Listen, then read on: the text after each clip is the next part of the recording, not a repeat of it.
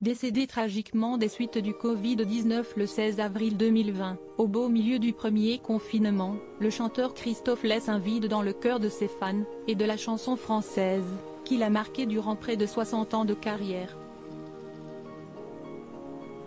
Au cours de sa longue existence jalonnée d'amitié, de rencontres et de collaborations, l'interprète des mots bleus a connu plusieurs femmes, dont Véronique Bevilacqua, avec qui il a vécu une longue histoire de 1968 à 2000.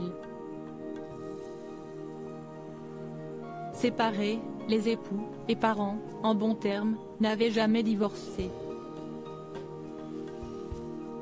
Invitée ce 22 juin à s'exprimer dans Touche pas à mon poste sur les événements survenus en marge de la mort de son mari, Véronique a confié sa détresse face aux attaques qu'elle subirait de la part de Michel Thor et de son entourage. La chanteuse aurait vécu une liaison en 1967 avec Christophe lors d'un concert.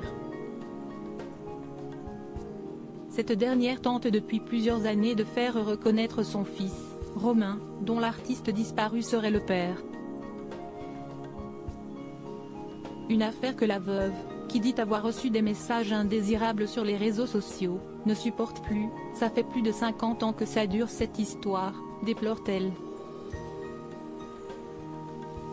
Véronique défend Christophe et charge Michel Thor.